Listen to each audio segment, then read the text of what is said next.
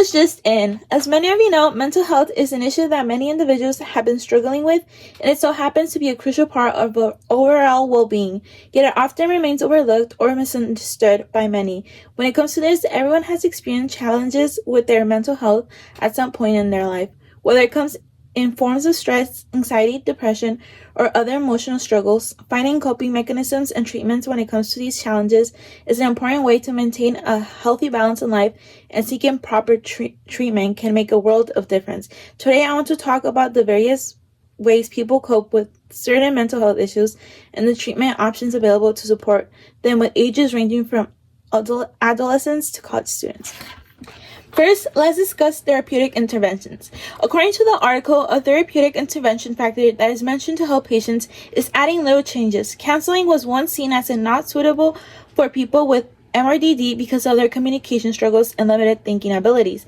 But in the last 20 years, treatments that involve different types of help, such as medication, changes to their surroundings, and therapies like anxiety management and cognitive behavioral therapy have been used for people with MRDD. To contribute to the first point, the author mentions alternative therapies which can help patients that struggle with talking about their emotions. The psychodramatic approach is about focusing on movement and interacting with others instead of just talking about thoughts and feelings with a therapist. This type of therapy works well for people who struggle with talking because it gives them a chance to express and act out their emotions in a safe space. Since people with MRDD often have trouble with hearing, seeing, or paying attention, methods that engage other senses are really helpful.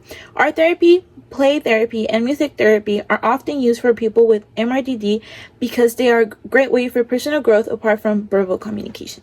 To add on, the author explains that counseling services, when structured in a sort of team approach, can help with MRDD. The whole team approach can mean to make a therapy session in a way with additional people that can help the patient. Some examples of this that can be used are family members, friends, and other people who the patient either feels a close connection to or trusts. Now let's talk about behavior therapy. In this article, the author also talks about having sessions that include parents.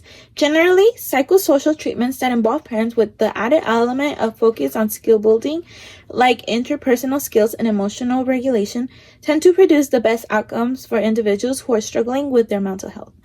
These treatments include various approaches such as cognitive therapy, behavioral therapy, dialectical behavioral therapy, interpersonal therapy, psychodynamic therapy, family system therapy, and parent training interviews. An important thing that the article includes in regards to helping people with mental health issues is providing resources. Training staff to show empathy and provide emotional support in the classroom can ease the pressure students feel about academic performance. Teachers should also have strategies for managing anxiety, including situations like stress before tests, and encourage healthy coping techniques like mindfulness, self-compassion, and time management to help students.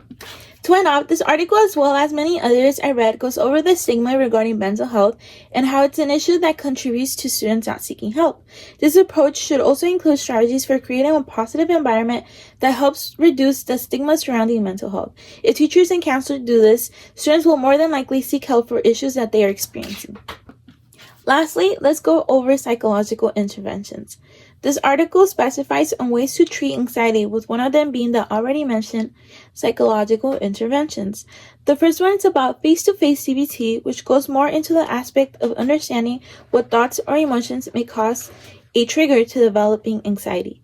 It also includes other factors that can help reduce anxiety and lower stress. The second option is basically taking prescription drugs. The second option is basically taking prescription drugs that can help with the certain mental health issues. Compared to CBT, there has been less research on the effectiveness of medication for hypochondriasis and severe health anxiety. In 2004, Taylor and Asmundson reviewed medications on dosages documented in case studies and open trials as effective treatments. For instance, fluoxetine 200 milligrams per day and paroxetine up to 60 milligrams per day were found to help manage symptoms of hypochondriasis. Although fluoxetine and paroxetine are shown to be effective for hypochondriasis, some individuals either don't respond to or refuse these medications.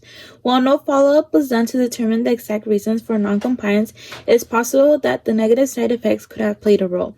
The third option provided is ICBT, which is another way to describe online help. To improve existing treatments, various psychotherapy techniques have been adapted into online programs.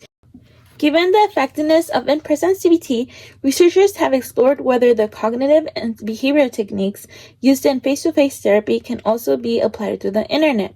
This approach is defined by Anderson as a therapy based on self-help books guided by a therapist who provides feedback and answers questions, with a schedule similar to in-person treatment and may also include interactive online features, such as prompts to enter password for access to treatment modules.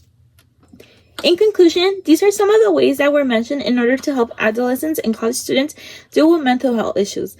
After going over all the articles, it has become clear that the main way to deal with mental health issues is a therapy with added factors to make it more accommodating.